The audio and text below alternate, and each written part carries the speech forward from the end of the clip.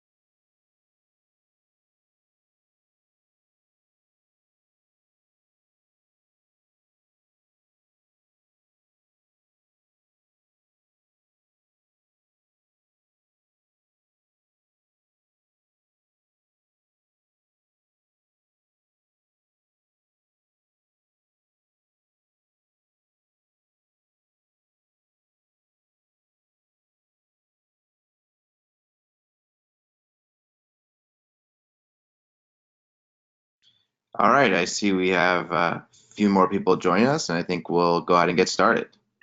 Just want to welcome everyone to today's webinar, 5 Tips to Leverage Local for Holiday Marketing Success, brought to you by Radius 8 and Rio SEO. So first, let me introduce myself. I'm Brennan Phelan. I'm one of the co-founders and vice president of strategy at Radius 8. Just want to let everyone know that throughout this webinar, you can feel free to add any questions into the chat window. We'll be addressing any questions at the end during the Q&A session. So first, I'd like to introduce what Radius 8 is. We are a localization platform that ultimately allows retailers to sell more by combining their digital and brick and mortar efforts powered by local data. This is especially important as consumers' expectations continue to grow and the age of connected experiences is even more important than ever. I'd like to introduce my co-presenter, Tyler Ludwig. Tyler, welcome.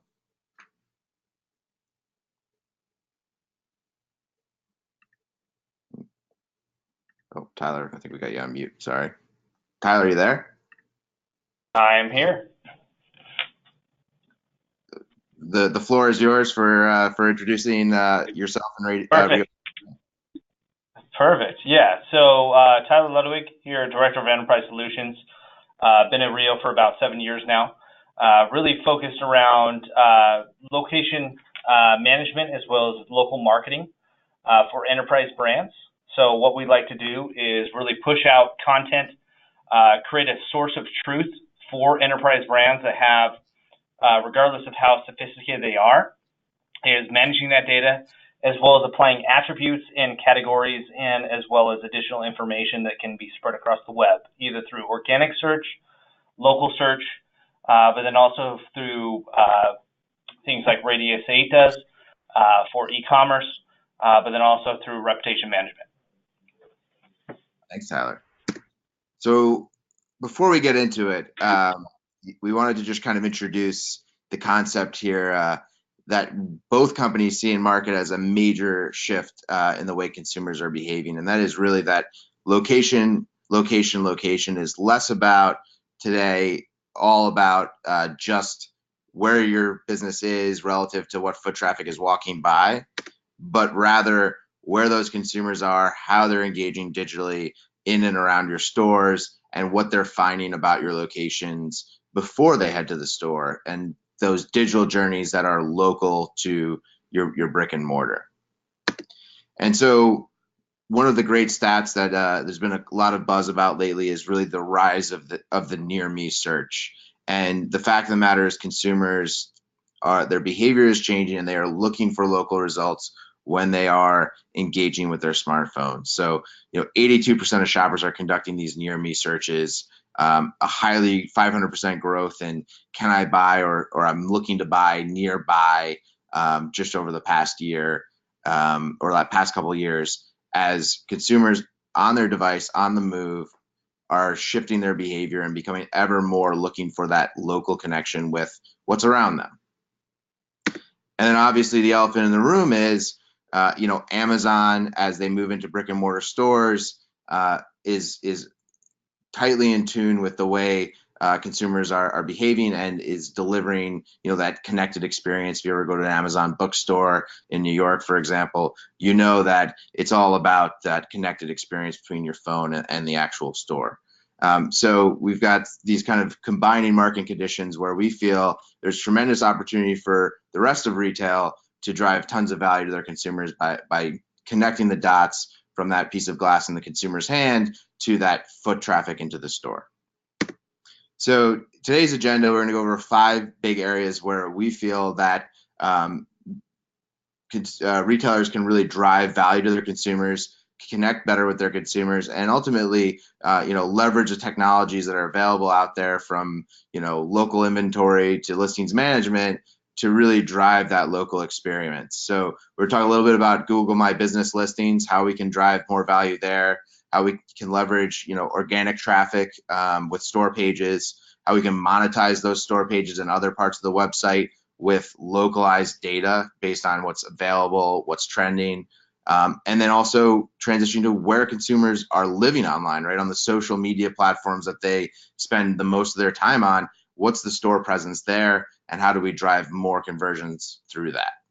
So that said, I'm going to hand it off to Tyler here for the first couple of slides to talk a little bit about the opportunity really in driving Google My Business Listings for retailer. Perfect. Yeah, and I think it comes along, various different businesses, right? So retail is the easiest way or most straightforward way to capture POS data, in-store conversions. That makes a lot of sense. There's also other areas of businesses as well, as like service area type businesses, dealer networks as well. But let's talk about really the core fundamentals of when it comes to a Google My Business listing, but also what's out on the web as well. Because the local ecosystem, even though Google My Business is going to drive a lion's share of the traffic, they also validate against other sources as well. So really when it comes down to a specific business, large or small, is making sure that your name, address, phone numbers, website URLs are intact, right? It might be coming from the field. It might be coming from store managers. It might be coming from corporate only. We want to make sure that that is a repository that you can then push out. And that also includes other things like photos, categories, attributes. Categories and attributes on Google change all the time without you knowing it. You know, they allow a bunch of different resources as far as categorization. There may be a new field or maybe a new categorization that is say a third level type category that they allow you to actually attach to a Google My Business listing. And controlling that is one of the most important factors, because Google My Business listings, as well as Bing and Apple and others, allow you to push out as much data as they will provide to a consumer. And as we know, being a consumer myself, a lot of times I open up Google Maps app, I search for a business, and I find all the information I need right there. And then I start calling, I get driving directions, maybe I save it for later, maybe I add it to my local guide program as far as, you know, keeping that information intact or leaving reviews per se, but then also clicks to the website. So this is a big piece of that as well, is making sure that the link to your website actually goes to a local landing page, which we'll cover in, you know, another 10 minutes or so as well. You know, you don't want the consumer to actually have to do that search over and over again just by going to your website. There's other opportunities within the fundamentals of the listings themselves is additional links. So if you think of things like menu data or product inventory, right? Maybe you want to do a search for products for men or women or shoes or whatever it may be. Google has a lot of options that you can actually do and display, especially for website and mobile, that allow you to drive a consumer to a specific page and then they convert. So that gives you a lot of bandwidth on or, you know, ROI on the consumer side, driving back to specific links or specific information as well. So how do we optimize that, right? Name, address, phone number is number one, making sure that's consistent. You know, within Google, as well as other programs, they like to change things like categories or even suite numbers, making sure that you actually are active within the Google My Business account or Bing account or Apple Maps, making sure that those are going to the right place. That also comes down to things like map pin placement. So sometimes consumers will get driving directions that actually go to the back of the store versus the front door. So that's one thing to keep in mind as well. Attributes and categories, like I mentioned before, change all the time. So making sure you're up to date with that, right? Making sure that your categories or your business is located within the right search parameters of Google, but also for what consumers are looking for. Is it a service area-based business? Is it retail? Is it fashion? Is it accessories? All of those come into play, and they actually allow you to actually add multiple attributes and multiple categories by location as well. And then we talked about like the broader search, right, which is data aggregators. So going to Google specific is going to be your number one source, making sure that you have those claimed, optimized, and correct. But then also Google, as well as other search engines, actually look at other sources to validate that data. So we think of like the Neustar's, the Axioms, the Infogroups of the world, even Factual. These are big data repositories that actually have correct information or updated information or even out-of-date information about your business. And when they go to validate that, that influences not only ranking data, but also validation against your account as well. So making sure that you push your data out to as many sources as possible is probably number one on top of Google, right? And then as we're talking about holiday success, one of the biggest things is holiday hours. So we know that Black Friday, New Year's is coming up. A lot of times most companies know when their holiday hours are going to shift, is making sure that you push that out in time, right? Making sure that consumer, that maybe you're open for another 2 hours or you're closed that day. I even think about this not only for key holiday events, but I think of like the hurricanes that are going on right now, right, on the southern coast, is making sure that if your business is going to be closed, is making sure that you push that out so that consumers know that this ATM, this business, this retail shop is not open for a period of time, but also for key holidays, more time, right?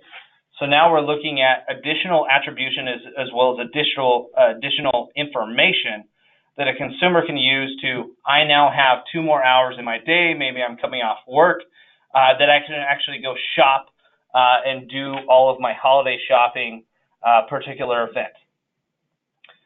On top of that is the marketing opportunities.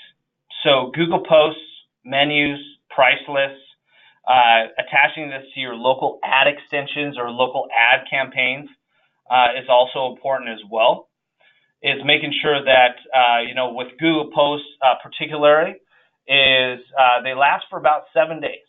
You can always repeat them, but it's a great way that, kind of the Google Plus world is coming into Google My Business. And this allows you to actually drive traffic to conversion elements, to maybe promotional campaigns that you guys are doing as well, by location.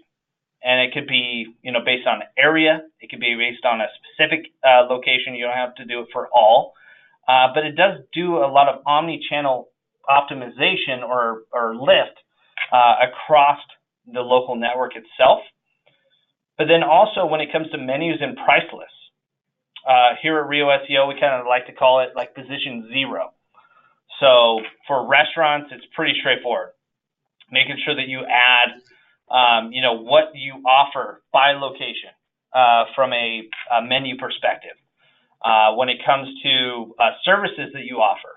So if you're a finance client or a financial organization or even just retail, is do you offer a tailor shop?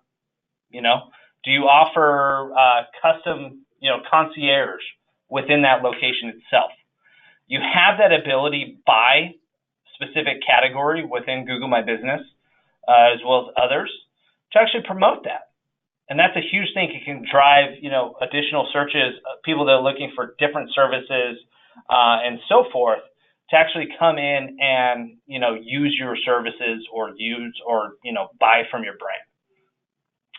Local ad extensions, I love those. As you can see on the kind of example here, there is an ad placed within that Google My Business search itself.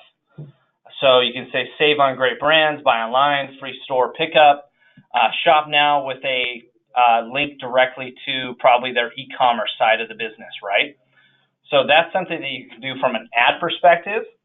And then as you move into other factors as far as reputation management or inventory feeds, Google likes to be the homepage of search, like I mentioned before. Is asking the community for what they do, so questions and answers. It's always a great thing to actually put in identifying, the type of service that you do, or maybe explaining a product that not a lot of people get with some questions and answers within there.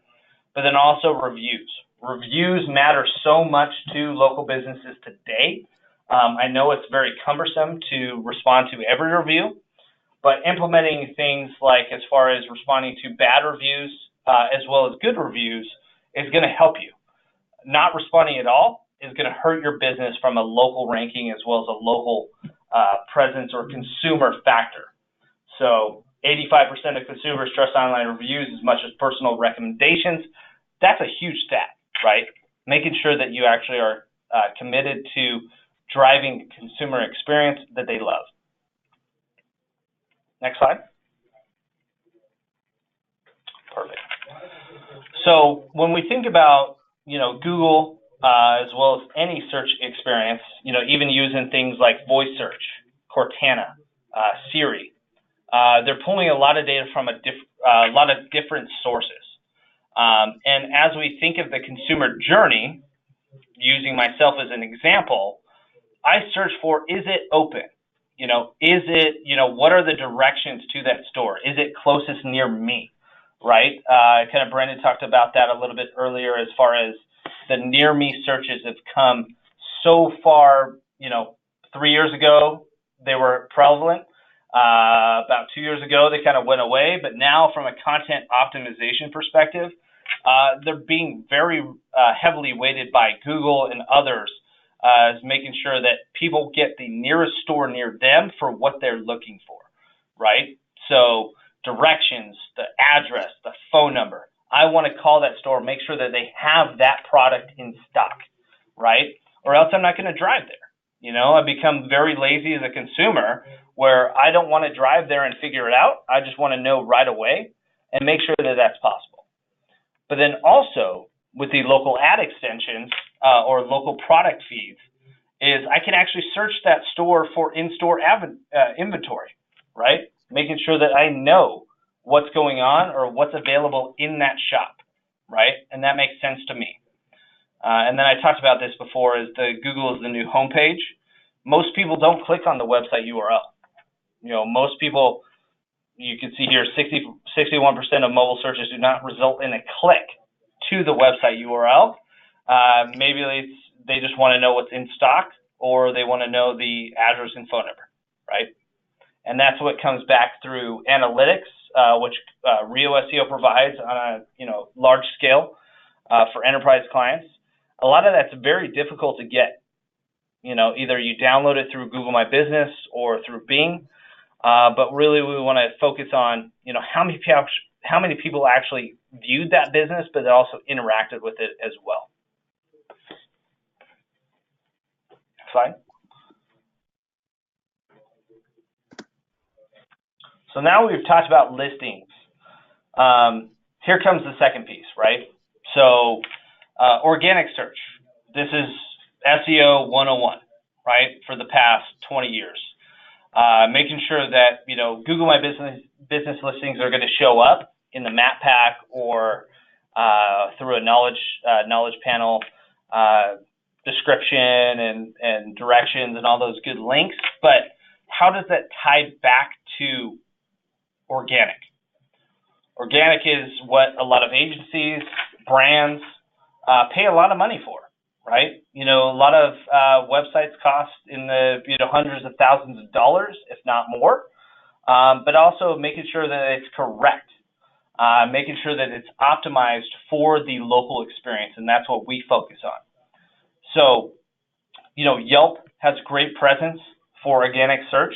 That's how they built their platform. It makes sense. Drives a lot of traffic to those Yelp pages themselves. Same thing goes with others, right? So City Search or TripAdvisor, whatever it may be, by directory or by vertical, definitely makes sense.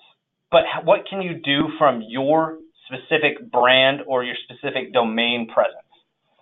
And when we talk about that, it's creating a holistic experience for the consumer that involves a lot of different information. So making sure that you have state, city, individual location pages, in-store service pages, right, which we call specialties. This allows you to optimize for other categories that you do, like a vaccination clinic outside of the regular store info. Also, make sure that it's in line with schema markup, which changes all the time, right? Making sure that you mark up the name, address, phone number. I see a lot of big brands today that have a drop-in locator experience. It's usually limited to one page with no location pages. And so you have one page that's really fighting with thousands of other competitors by market, and you don't have a page in that specific market. You're taking one page and trying to do it all, right? So making sure you have that hierarchy, making sure everything is marked up right, making sure from a consumer experience, you can see here kind of in the faded picture is open now until 12 p.m. or 9 p.m., whatever it may be, is making sure you have that kind of rich experience for the consumer so they know when it's open, how late it's open, And do they need to hurry to get there before you close? There's other things, is the omni-channel approach, reviews, social media, and directions, as well as analytics, right? So making sure that consumers know that if there is a promotion by region, by location, it's present. Do you have reviews by location? You know, and there's different ways to do that. There's first party and third party. You can either suggest for a first party perspective, you can use a Bazaar Voice, a Power Reviews, a Bird Eye, whatever it may be, to collect responses from consumers after they visit or as they visit that page.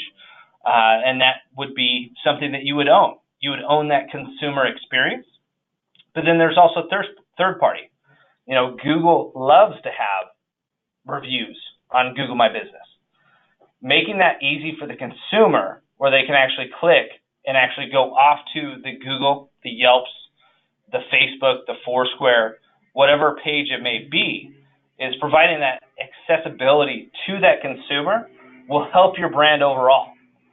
But from a first party perspective, what I'm showing you in the top bottom right is if you do accurately pull those into the pages and mark them up with schema, you now have an additional line of space in organic search.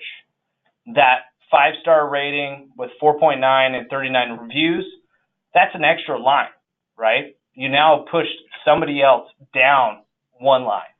So it's a lot of, you know, space creep, I guess you could say, is pulling that in there and making sure that it's available. But then also from an analytics perspective, is making sure that you incorporate this with, you know, maybe it's Google Analytics or Adobe or Omniture, whatever it may be, right? What we like to do is actually present data and analytics for clicks and conversions by location, but also by state and city. That's really where you can start looking at data as far as what are the top performing markets, what are the lowest performing markets. Maybe there's a market where you have competitive, competitors in that space that you're not ranking well. You're not performing well from organic or local. How can you throw more ad dollars at that? Or can you boost up ad copy or body content to actually drive those other competitors in those spaces down? But also, if you think of retail, is where should we open up a new shop, right? So there might be a city where you have one location versus 5. In that one location, is there enough volume to actually open up another store, right? So a lot of this has to come in. It really comes down to the marketing and strategic side of the business, but making sure you have a platform as well as scalability to actually introduce those organic type pages as well as the content that you have as well. Yeah, thanks for that, Tyler, and sorry for the little technical PowerPoint difficulty there. But the next kind of step, you've kind of reached out and captured these local intention customers through your listings, through reviews, through pages. How in some ways, some people are going to go right to your store no matter what. They've already made the decision to head to the store. But some of your consumers are going to be on the fence, or maybe they're not sure exactly how they want to purchase from you as a retailer. And that's where kind of Radius 8 comes into the picture, and especially in working with Rio, is how do we monetize some of this traffic and shorten that space from the search to the buy? And we do that by presenting a localized experience when consumers come to these local pages or engage locally. And we power that, based on local trends. So what we like to say is, the way consumers shop across the country is very different. If you walk into a store, a Michael Kors or a Guess or any fashion or apparel brand, or even sporting goods, shoes, whatever it may be, any retailer you shop from, the assortment, the feel is going to be different in each one of those stores. Let's say you're in New York and it's raining today, and we're on the cusp of fall. You've already got fall collection out, versus Miami, where it's still beautiful out. Maybe you're bracing for the hurricane, but let's just pretend it's nice out in Miami right now, and you're looking for bathing suits and florals and things like that. But the experience that consumers get online often is not reflective of this local nuance. And so what we do is capture, data in and around every one of these store locations, to better engage customers. So everything from the weather to what's in store, what does the store sell well of, what's available for pickup, what are consumers around that store looking at buying online, what's that local demand look like, and how does that connect with social trends or events that are happening locally. Excuse me. So Radius 8 collects all this data and combines it with things like inventory so that now the consumer comes to that page with the right schema and the right markup. That's the first listed page on Google, your Rio page. And now when I come to that experience, it's now a full shopping experience for the consumer who's shopping locally. And so we actually can bubble up these very easy to embed widgets that bring a ton of click through back to the website, and these convert at a very aggressive rate compared to kind of the general traffic that you see. So we see click-through rates on these of the 20 to 30%, where consumers are saying, I'm looking for a store and I'm looking to engage with local product. I want to know what's there. I want to know, how I can buy it. I want to know what's popular with local people and my peers and things like that. So, everything from, hey, it's raining today, here's what you should be shopping, to, hey, here's what's trending today at the Soho store. And doing this at scale across all of your stores is really the power of our platform. And so by combining that trend with inventory, you actually can now say, all right, I'm a consumer. I know I want to buy a pair of jeans. So I could see what some of the trends are. I could search for jeans right within this interface, right on that Rio page, and actually see, okay, here are the most popular jeans in this market that are available in that store that's 5 miles away. So then I have the ability to either, buy these online for pickup in store, or reserve them online for pickup in store, or maybe I just go to the store and find them. But the fact is, I've been enticed by what's locally available and what's trending to really drive that conversion and that connection with the consumer, with the local store. And so one other thing we can do that we often do is actually embedding a full catalog experience right on that page. So not only do you have, once again, you have your hours, you have reviews, you have all of the promotions and things that are happening locally powered by Rio. Now you can actually allow the consumer to shop that entire store. So I could see what's in this guest store, and I can actually say, I want to reserve this bandage dress for pickup later in store.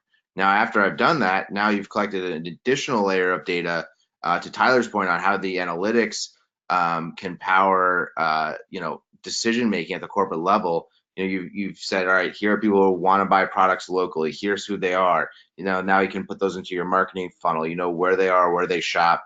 What their preferences are. You've now really empowered both the store and corporate to better serve each one of those local markets. Maybe I should open a store on the other side of town because I'm seeing a ton of traffic that people are shopping, from their houses or from work on the other side of town, then they're driving 20 miles to the other side of town to actually buy the product. So bringing that granularity is how, retailers are going to be successful going forward in being efficient in how they decide where to open stores, how to best serve the consumers that they have in each local market.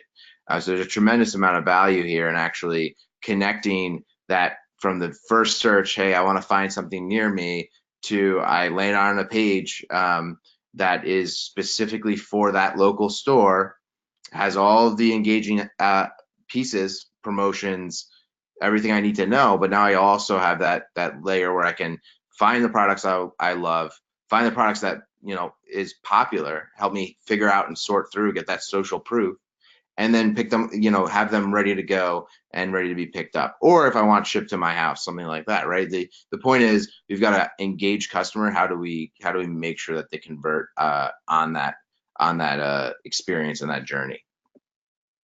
And so given that, the search is obviously one way that consumers engage tremendously with retail and other brick and mortar locations. but also social is obviously a major driver of connections between consumers and the places they're going. So I think Tyler's got a little bit to say about does with social pages, and tell you a little bit about how we kind of integrate with that and make it even more powerful. Yeah, definitely. Yeah, I think social is one of the biggest providers, right? A lot of people like to share, they like to recommend, they like to bring that experience to their friends, as well as promote the brand itself, right? So you have a lot of kind of lower social influencers, right? Just by if I was to share a Charming Charlie page, right? Maybe I share it to my wife. Maybe I share it that there's a sale going on. All of that comes into play, but making sure that the information is actually accurate. So same thing goes with search engines and other directories is, do you own or control all of the location pages or all that location information that's being spit out there, right? So Facebook, a couple of years back, took a lot of data from factual.com and actually pulled in a lot of their big focus. They even have a local app now, right? Providing location information down to consumers on the social level. What we can do is actually go in and monitor that, right? Is, making sure that the name, address, phone number, direct link to the local page, much like we did I showed you on Google earlier.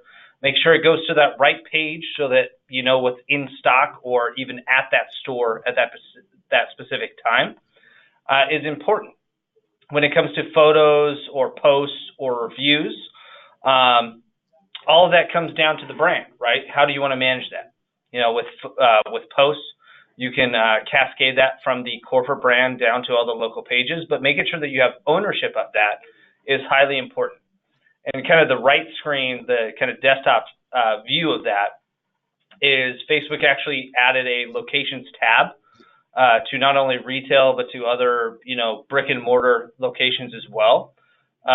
Find a store within Facebook, right? So I want to find the Charming Charlie near me.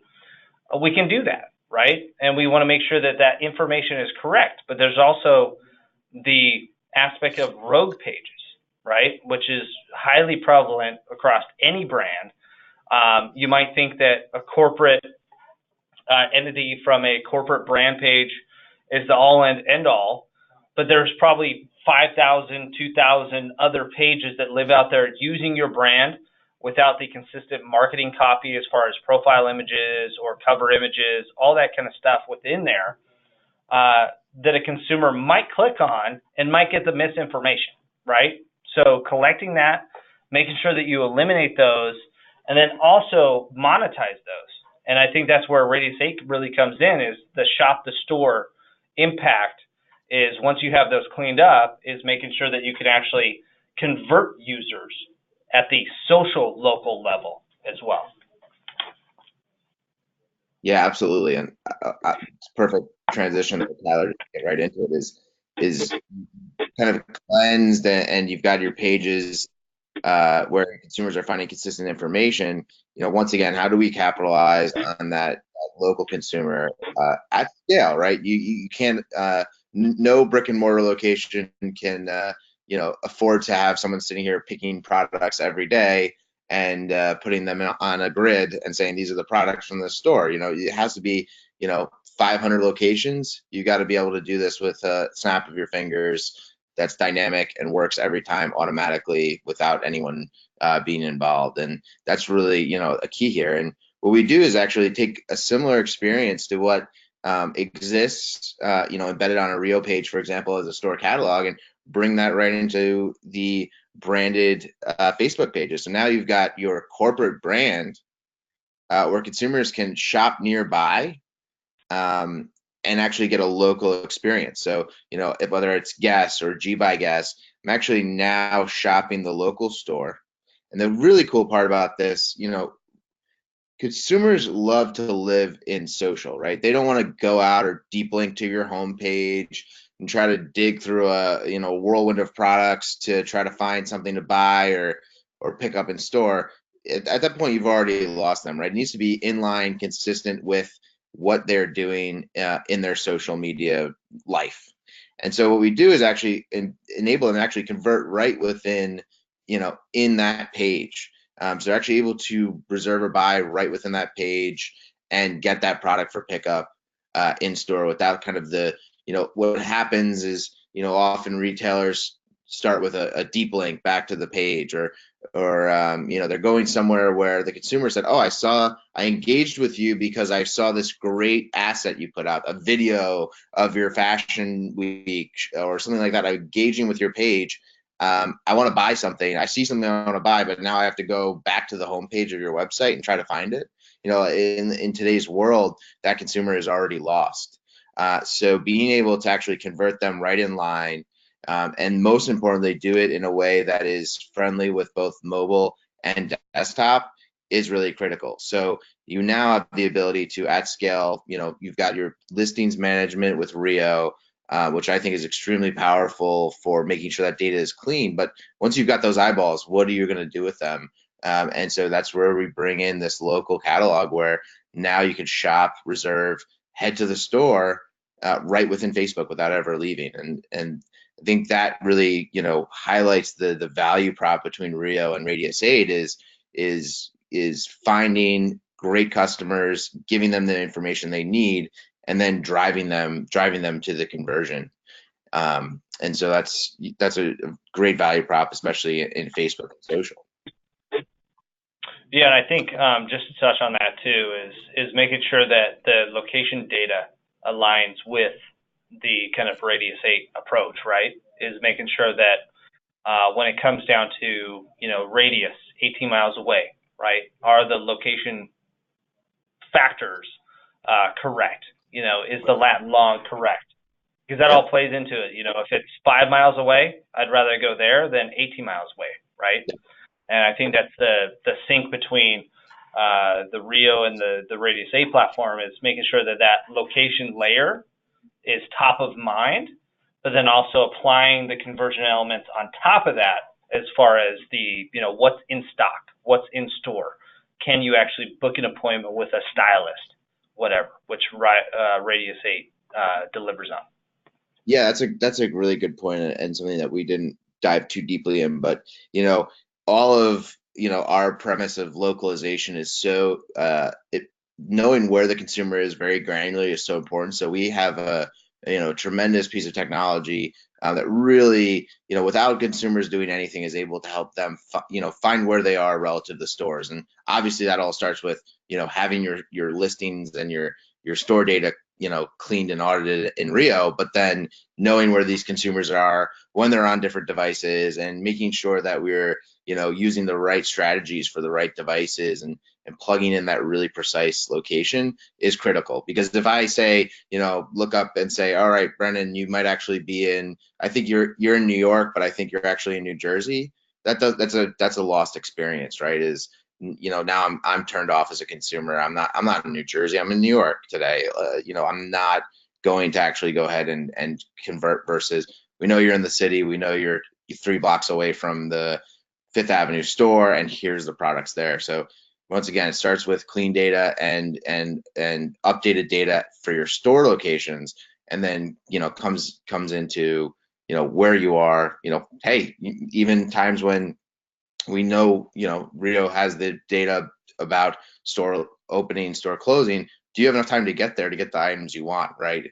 And so all of that kind of is a circle where it feeds into each other and really is critical to success in this in today's marketplace ultimately. So just to kind of wrap things up, and then we're going to go to a quick Q&A.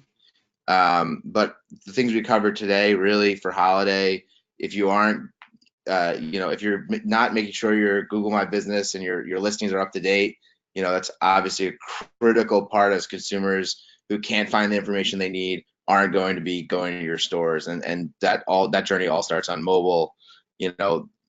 Includes using your pages to boost that organic search and that organic traffic. How do you make sure then when consumers find what they're looking for, they're actually going to the store, and they're able to find products that they want. And that's where Radius 8 kind of combines with that real value prop of finding and delivering that product, bringing the consumer from search to buy to get them to convert. And then bringing all of this experience really to social ultimately, where between auditing your locations and creating these embedded localized experiences is kind of the winning matchup to really monetize and localize every interaction with the consumer so that they know where, when, and what they can get at your stores. So quickly before we get to Q&A, just some quick contact information. You're welcome to visit radius8.com. And if you go to radius8./Rio SEO, we've got a great page which shows a bunch of these use cases and how you can monetize your Rio pages. And follow us on obviously LinkedIn and Twitter. Happy to take emails from anyone post to engage and answer any of your questions. Tyler? Yeah, and then from a Rio perspective is, measuring where you stand today. We offer this as a service. We want to make sure that, if you're using another provider, you're using another service today, is it cost effective, but also where do you stand, right? Because a lot of that can get convoluted, and we want to make sure that it's very transparent, as well as, making sure that you have, strategic insight from our team that's been doing this for 12 plus years now. All right, let's hopefully PowerPoint doesn't freeze on me again. But I think we can jump over to our Q&A section here. And Yeah, and while you're working on that, Brendan, I think one of the good questions that came from Kristen was, how can I implement the store savings and GMB listings as shown in the example? I think that comes down to either Google Posts, or you can utilize the menu links, right? So different categories have different amount of links that you can do. If you think of restaurant, they have a menu link. But within other promotions or other categories, they have things like events, products, offers, booking information, phone numbers, images and videos, and links to learn more, which is a solid way to actually implement Google Posts, right? And we've done this with some retailers that have tens of thousands of locations, and the impact is very strong. You're now taking up more space in the knowledge panel to promote your brand for specific categories, events being very prevalent, right? If you think of a pet store, maybe they have an adoption event, but then also if you think of retail, where they have a sale at a specific store, maybe it's 40% off in California, but 50% off in New York, right? So different ways to do that. And that all just comes down to kind of standard guidelines, just so you know. So you can have imagery, you can have text, you can have different call to action events as well. And then also, I think another question for Kristen was, how can I implement location ads to be visible in GMB? So a lot of that comes down to, if you are a AdWords customer, you can add Google My Business or hook that up so that you can utilize the location ad extensions, right? Which would then be pumped in there. So merging those two accounts together, or at least connecting them, allows you to not have to, put in a location link or a ad link for a particular location. With GMB and AdWords, you can sync those accounts together so that you can actually do more proactive ad buying, as well as, get all the good analytics that you get from that by location as well. Yeah, all great questions.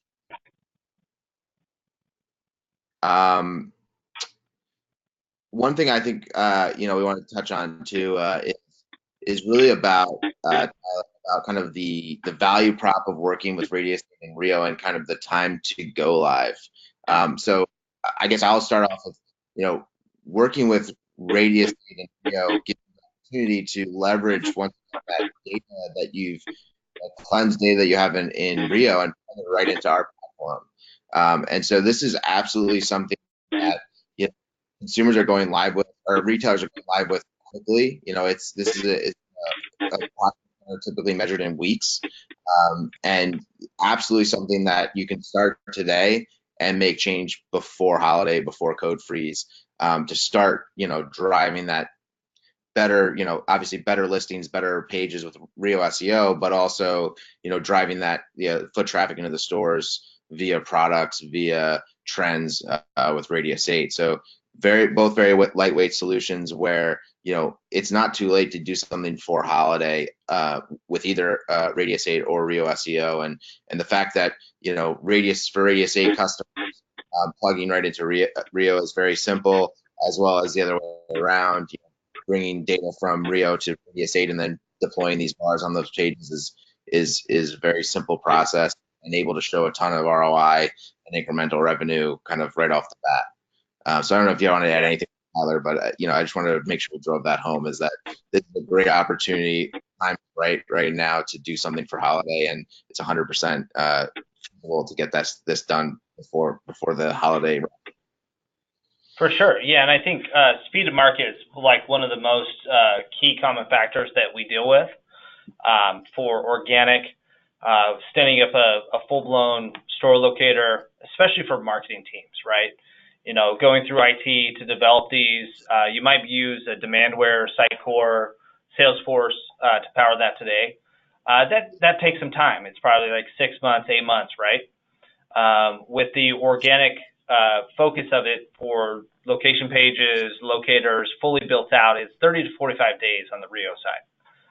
And we take all the heavy lifting on our shoulders to make sure it's easy, right, and make sure it's integrated, right, and that also includes the integration with Radius 8. Yep. For listings, is even more critical, right, because that's what a consumer is going to see right out of the gate, and that takes 7 to 10 business days, right? So, it's not this long, drawn out process to actually get everything going. It really comes down to, do you have a data file today?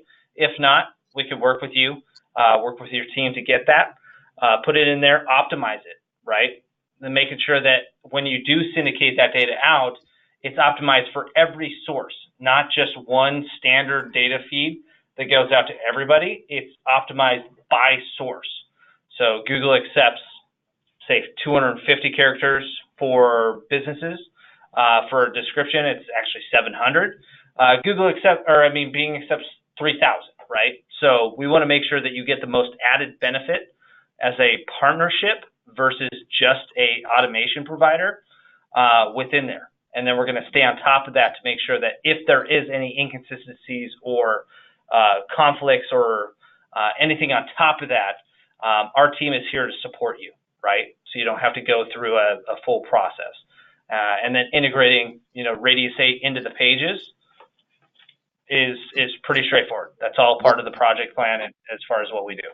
Yeah, I would say, for new customers, integrating that into their deployment is, we're going to fit right into that timeline. And for the existing Rio customers, it's a week or two to get everything in line, but then it's a pretty quick, deploy a quick pixel on your page, and we can start driving that local trend relevance, and then grow as we go to bring fuller and fuller experiences that bring more and more value, but we can, get something going that's driving real ROI for consumers, for retailers, right off the bat really quickly, and or fit it right into the deployment. So it's both very quick solutions that can drive a ton of value, and drive success this holiday. Absolutely. I think we're coming up on our time limit here for the webinar, but just want to personally thank everyone and thank Tyler. Thank you for joining us on this webinar. It's been a lot of fun to work together to put this together, and hopefully everyone enjoyed it. Once again, if you have any questions for Tyler or myself, feel free to email us, and we'll make the presentation available to everyone post webinar, so that you can review and if you have any other questions, feel free to reach out to us. Yeah, and absolutely. And thank you for including us in this. And just so you know, we'll have a blog post with takeaways from the webinar, as well as you guys from the recording of the webinar and so forth for anybody that wasn't able to join. Yep. All right. Thank you. Thanks, everybody.